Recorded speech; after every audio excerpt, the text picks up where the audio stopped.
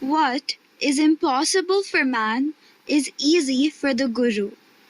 Some people develop infatuation, either for one's wife, or children, or money, or something else. Then the Guru will see that some serious misunderstanding, or unbearable grief, or some unsolvable problem arises because of the infatuation and strong attachment. By this, he frees the devotee from his infatuation and passionate attachment. If the devotee is intelligent and has enough of real love and devotion for the Guru, he will soon understand that the Guru has done this to him for his own good and to knock some sense and wisdom into his head. He will become enlightened on this account. If he is not intelligent enough, he goes on endlessly worrying. Why has the Guru done this to me? I had so much faith and belief in him. How could he do this to me? Is this the way he treats his devotees?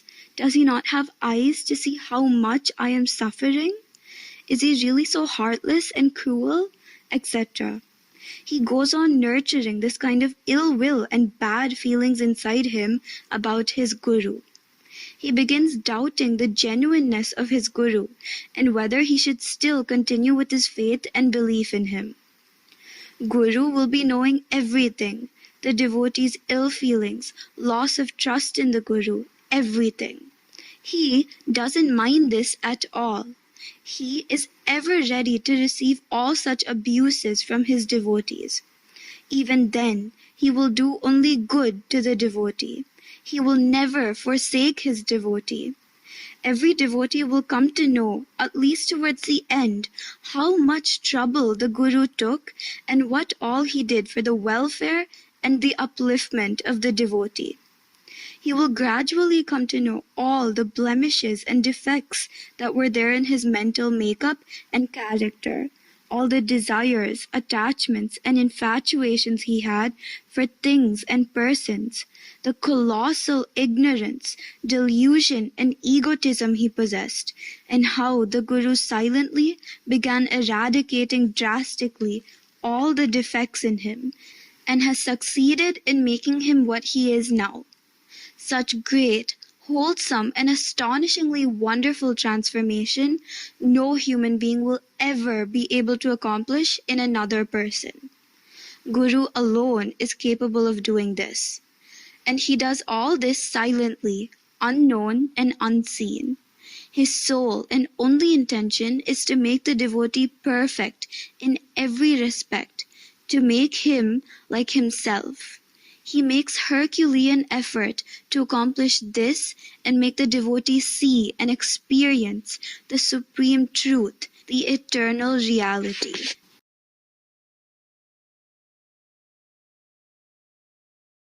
Kaarthaveerya Arjuna. One should listen with all earnestness to a genuine Guru's teachings, should take pains to understand properly his thoughts and philosophy, and make honest and sincere efforts to scrupulously follow Guru's instructions in his life.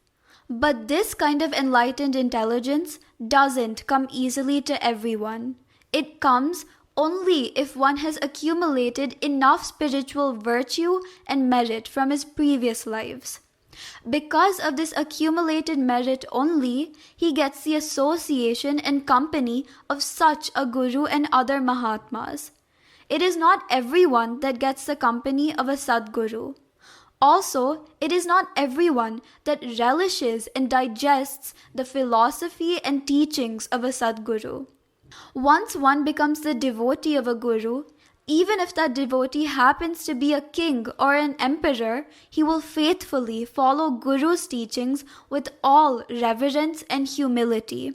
Whatever trials, tribulations, sufferings, and miseries one may undergo in one's life, if he is a genuine devotee, he will never forsake his Guru. Kaarthaveerya Arjuna was the son of King Krutavirya.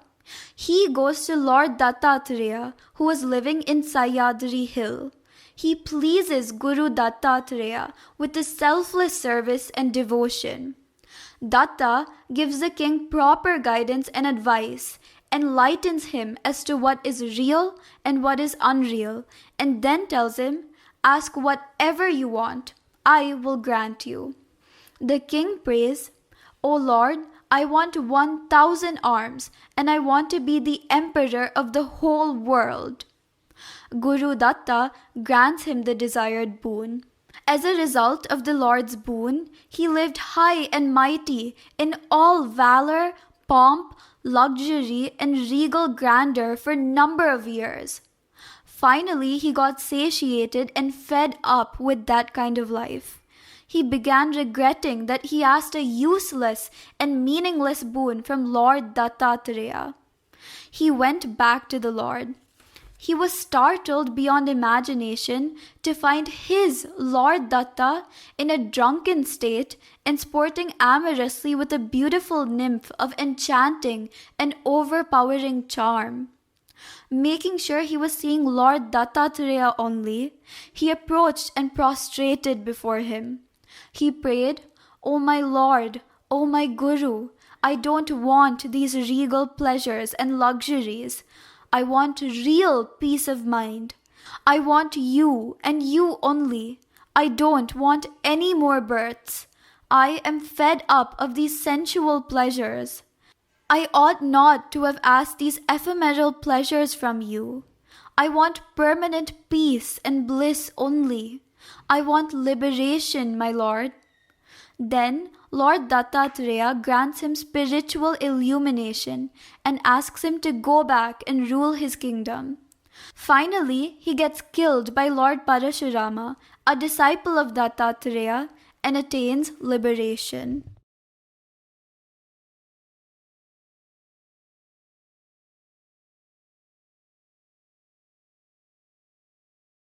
Secrets to sadhakas.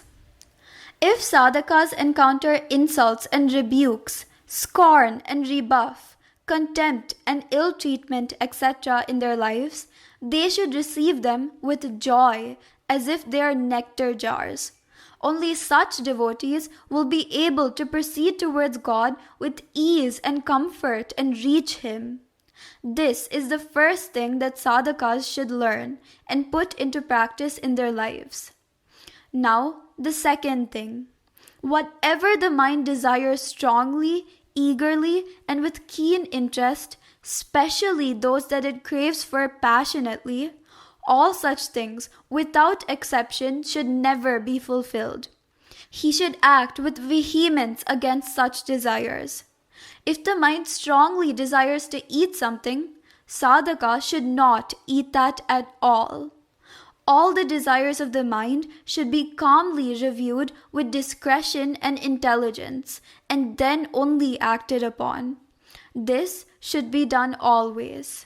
The third is that all the materialistic desires must become taboo to a sadhaka. If the mind strongly desires something that is materialistic, that should be treated as virulent poison. A sadhaka should look down upon such desires with disgust, contempt, and repugnance. Saints and Mahatmas cannot even tolerate anything that is purely materialistic in character. Worldly enjoyments, pleasures, and luxuries will automatically and naturally be repugnant to them.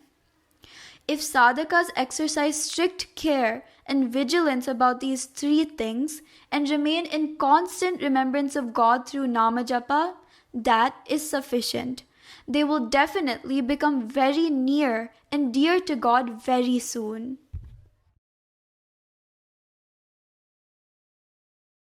What should we do when we commit mistakes?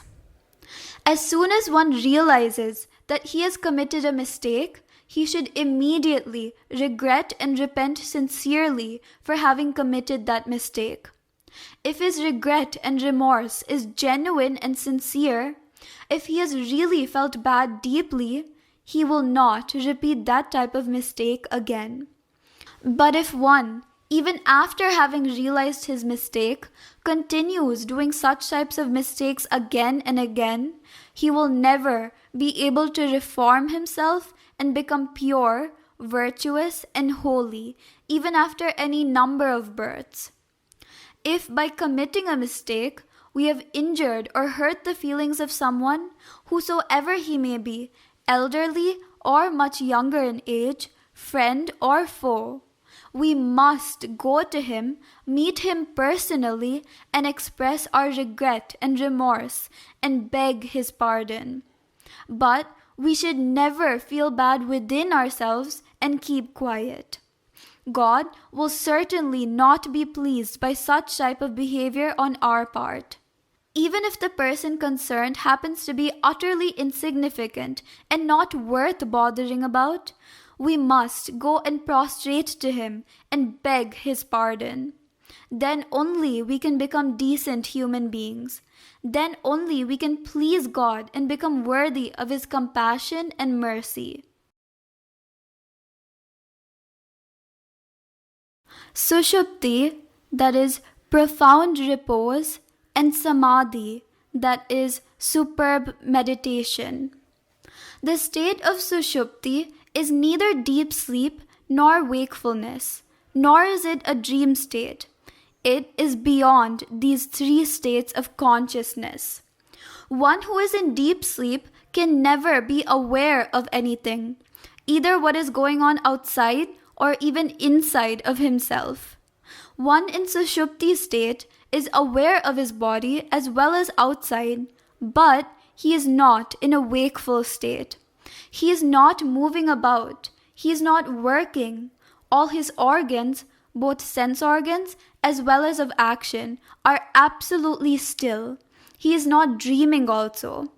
He is in a state of profound repose, supreme rest, relaxation, and peace. He is in self-awareness state deep within himself, in pure awareness, in Swaswarupa. Samadhi state is superior to and beyond Sushupti state. In Samadhi state, one is not aware of anything. One will not be seeing anything.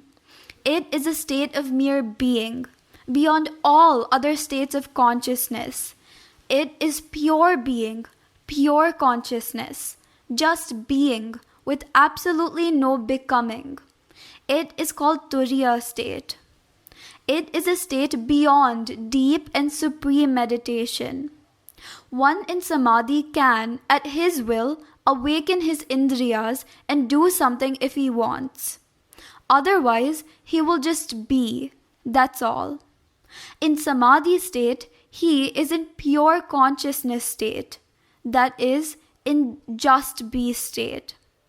At his will, he can become and do something if he wants.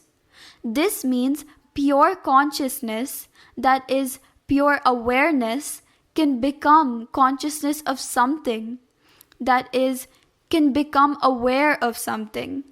Otherwise, it can remain as pure consciousness or pure awareness.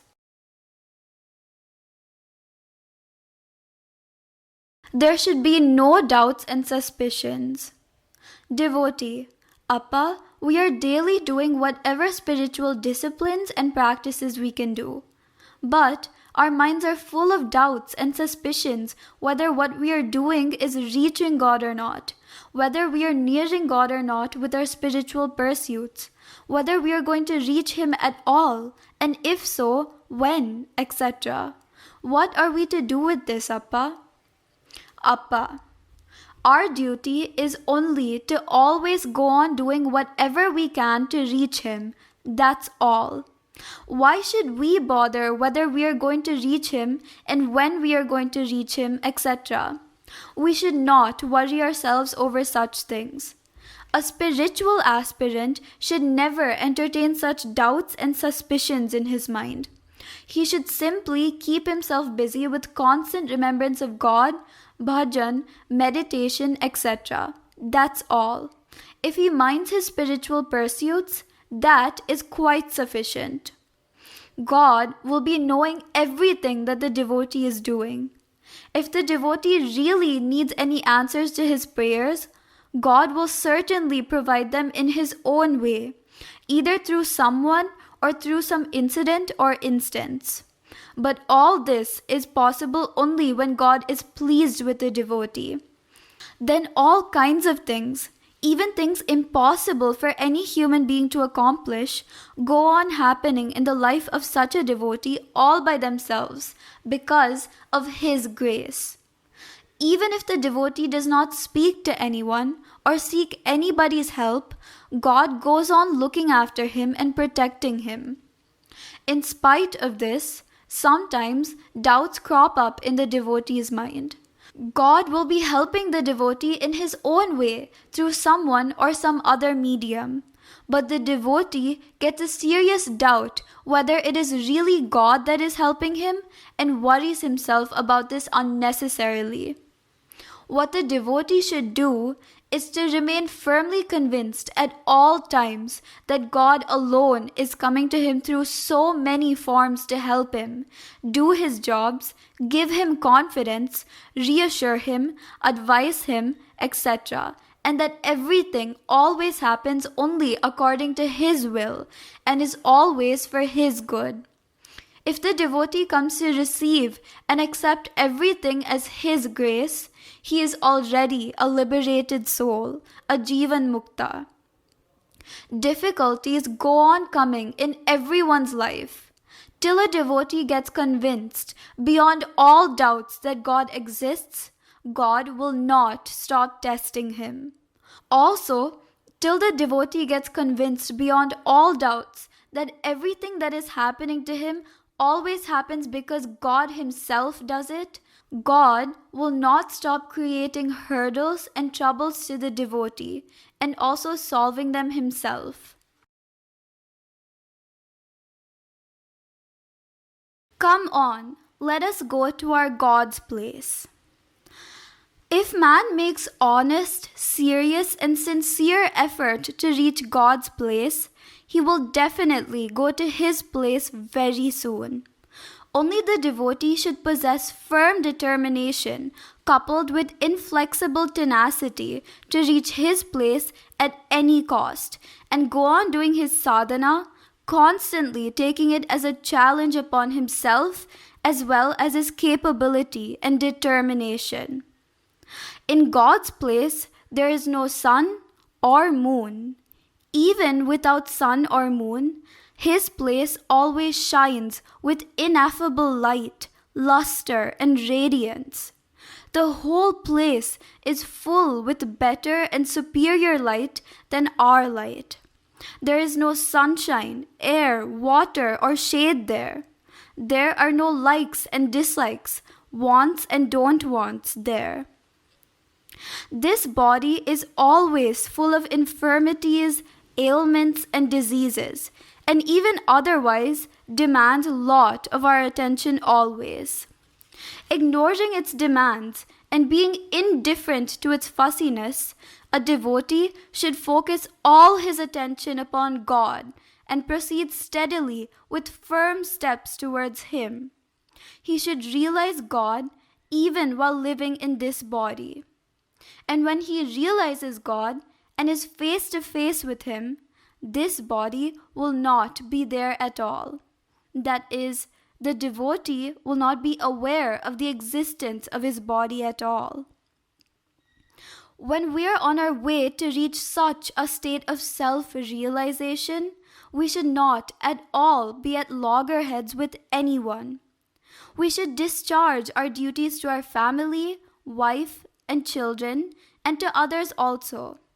We should do this silently, cleverly, intelligently, and unobtrusively, without any sort of fuss.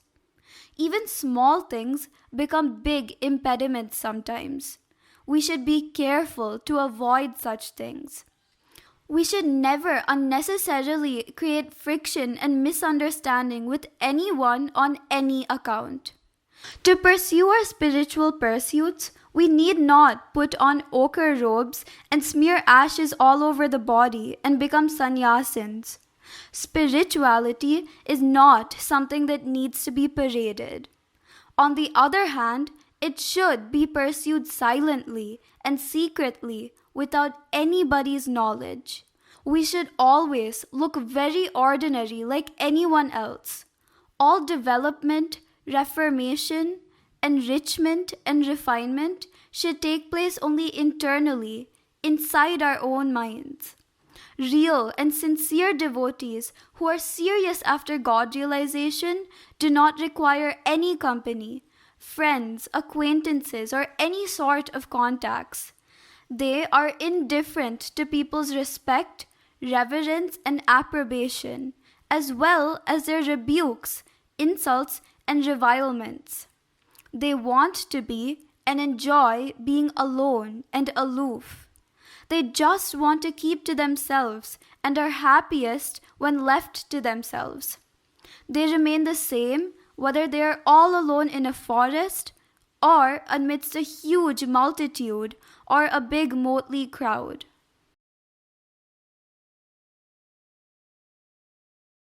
All our devotion and sadhana are only for opening the 10th door. Man does all work with his eyes open and focused on the job at hand. But when he wants to do namajapa and dhyana, he closes his eyes. What we do with eyes open are all things we can touch and feel. Physical, worldly, mundane, and not connected with God and spirituality. But what we do with eyes closed, namajapa, dhyana, divine contemplation, etc., are holy, sacred, uplifting, and ennobling. They open out a path for reaching God. They open the inner spiritual eye of enlightenment and wisdom. To see that formless, unmanifest, unseeable with our physical eyes, an eternal truth and reality which we call God, our mind should grow and become subtler and subtler and more refined and pure. For this to happen, we should go on doing worship, bhajan, namajapa, and other spiritual disciplines with deep and real faith and devotion. Then God will bless us with His grace. He will make us to return back to Him from where we have come. Our life will become blessed and perfect in all respects. When we practice the yoga of Patanjali with 8 limbs, which include dhyana, meaning meditation, dharana, meaning holding of breath, pranayama, meaning control of breath, and samadhi, meaning transcendental state of consciousness. With earnestness and become adepts, we would be able to overcome the pernicious and most powerful 6 enemies, namely lust, anger, greed, delusion, pride, and envy, and also go beyond the 3 qualities or tendencies, meaning gunas, namely tamas, meaning darkness or ignorance, rajas, meaning activity, and sattva, meaning purity, and become perfect or divine. When we do meditation, we should fix our attention in the center of the eyebrows. We should get hold of our mind and make it quiescent. Then we hear the sound of Om within us all by itself, that is, without our uttering it. After this, we get supreme peace. In man's body, there are 9 openings which we can see. That are eyes, 2, ears, 2, nose, 2, mouth, 1, urinary and excretory openings. There is a 10th opening, which is not open and which we cannot see. This is called the 10th door. That is the Dashamadwara. It is at the crown of the head. All the sadhana and the spiritual disciplines we do is to enable us to open this door. This 10th door opens by itself as a result of our sadhana, if properly done. If this does not happen, then all our sadhana will be a waste of our efforts. It means we have not done our sadhana properly. Only when this door opens, we will have God or self-realization, permanent peace and bliss, liberation or mukti. So, we should do our sadhana properly and have God vision or God realization. Otherwise, our whole life would be a waste. We should continue our sadhana with zeal and enthusiasm till we reach our goal.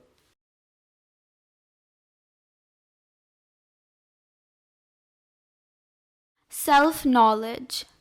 Knowing which everything else is known, learning which everything else is learnt, is self-knowledge, or the knowledge of the self, or Atman, or God. Once we know Him through His grace, we can know everything. But people nowadays get deeply interested in studying and learning everything except self-knowledge. Once we gain self-knowledge, we will come to know everything pertaining to the world also, even the subtlest, including the most secretly kept financial records, accounts, and balance sheets, etc. Self-knowledge can make us know even the most complicated mathematics. It is only this that has enabled the invention of computers, etc. Once, I was taking bath in the backyard of Sri Gundurao's house. Gundurao's father began loudly calling Shanta Madam, who was teacher Shantamma, Gundurao's sister, and asking her how much was that month's electricity bill. She did not hear her father's loud enquiry. The elder father went on loudly asking her again and again. Instead of minding my business and keeping quiet, I shouted back the reply that the amount of the electricity bill was 56 rupees. A little later, Shanta Madam came to her father with the electric bill for the month. He asked the daughter whether the electric bill was 56 rupees. She checked and confirmed that it was indeed 56 rupees. How did I know this? I knew because God knows everything. It is He who had written the bill. Some other time, I was walking back home from Challakere town. My sister's son Tippesha, who was going on a bicycle, came to me. He told me, "I'm going to open a hotel. I will spend 1 lakh rupees on the venture." I told him, "It is fine and I am very happy, but what have I got to do with that?" He replied, "No, it is not like that. All people say I am fit for nothing, I am no good, I only talk and I have no money, etc. And so I told you. They really believe I have no money." I told him, "Oh yes, you have lot of money. That is why you talk like this. Anyway, don't bother about them. You have 67 rupees with you. Go and open a hotel with that amount." Immediately, he put both his hands into his pant pockets, took out all the money he had, and counted. It totaled exactly to 67 rupees. He was startled and exclaimed in wonder, "Eh, how did you count the money in my pockets?" Do you see how a knower of the self knows everything? Still, nobody wants to know him. All are endlessly struggling and even fighting amongst themselves to study and learn all other things of the world, which are absolutely no value at all compared to this knowledge supreme.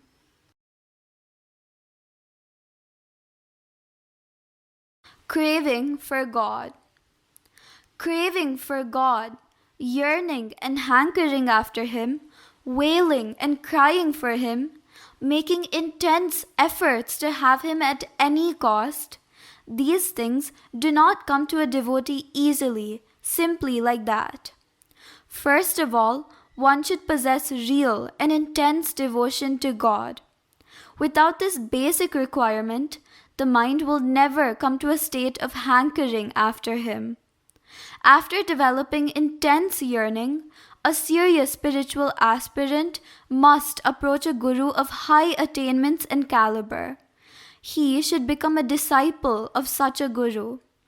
He should develop intense faith and devotion to the Guru, seek his company, and do service, worship, and devotion selflessly over a period. After this, everything depends upon the Guru's grace only. Thereafter, the devotee should not desire anything other than Guru's grace. He should always hanker after Guru and Guru only.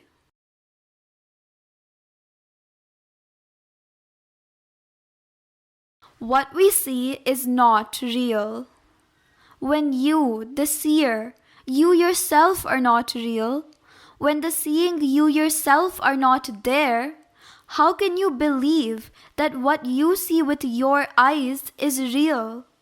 When you try to find out who is the one seeing, who is the one who is experiencing, you will come to the startling revelation that the seer, the observer, the experiencer himself does not exist.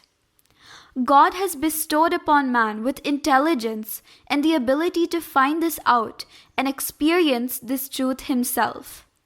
God created this world as well as the living beings, endowed nature and the world with enormous deluding power, and the living beings with inherent weakness to succumb to this delusion and remain eternally deluded. But at the same time, He has also endowed the human beings with enough intelligence and discerning power to see through this delusion, understand what is real and what is unreal, and emerge out of it pure, free, and illumined.